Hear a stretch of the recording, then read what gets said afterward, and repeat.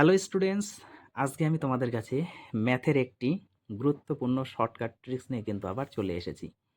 এবার অঙ্কটা একটু খেয়াল করো, দেখো অঙ্কটি কি বলেছে। এই টাইপসের অঙ্ক কিন্তু তোমরা অনেক ধরনের এক্সামে দেখতে পাবে। যদি এই টাইপসের অঙ্ক যদি তোমাদের দিয়ে থাকে, তাহলে শর্ট সময় এবং শর্ট ট্রিক্সের মধ্যে কীভাবে করতে হয় আজকে একটু শিখে নাও। দেখো তোমাদের অঙ্কটি দেওয়া আছে 3 এর পাওয়ার 71 প্লাস 3 এর পাওয়ার 72 প্লাস 3 এর পাওয়ার 73 প্লাস 3 এর পাওয়ার 74 প্লাস 3 এর পাওয়ার 75 বলেছে যে সংখ্যামালাটি কোন সংখ্যা দ্বারা বিভাজ্য হবে সেটা আমাদের বের করতে হবে। মানে এই যে সংখ্যামালাটা রয়েছে, এই সংখ্যামালাটা এই নিচের কোন সংখ্যামালা দ্বারা বিভাজ্য। একদম দেখো শর্ট সময় এবং শর্ট ট্রিক্সের মধ্যে কীভাবে করতে হবে।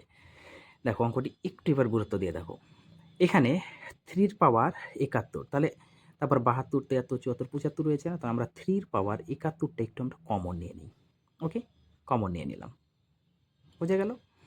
তারপরে এখানে কিছু নাই, মানে 1 রয়েছে, এবং 1 কিন্তু আমরা এইভাবে এই সিরিজে লিখতে পারি। মানে কোনো কিছু পাওয়ার 0 যদি দেওয়া যায়, তাহলে সেক্ষেত্রে আমরা 1 পাই।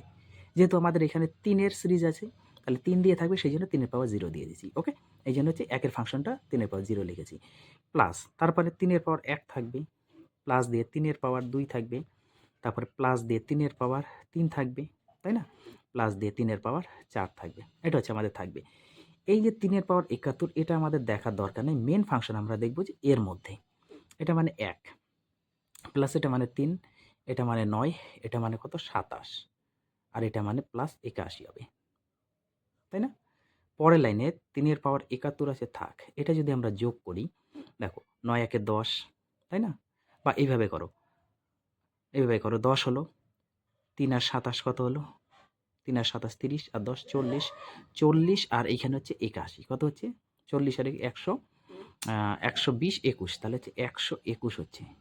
এই 121 এবার অপশনের মধ্যে চলে এসে, তো এই 121 সংখ্যাটি এই 4টে অপশনের মধ্যে কোনটা দ্বারা ডিভাইড হচ্ছে? অবশ্যই 11 দ্বারা কিন্তু ডিভাইড হচ্ছে। তার মানে অপশন নাম্বার 3 কিন্তু আমাদের সঠিক অ্যান্সার। বোঝা গেল? এইভাবে তোমাদের অঙ্কগুলি কিন্তু করতে হবে। এবং এই ট্রিক্সটা কেমন লাগলো অবশ্যই আমাকে কমেন্ট বক্সে একটু কমেন্ট করে তোমরা জানাবে।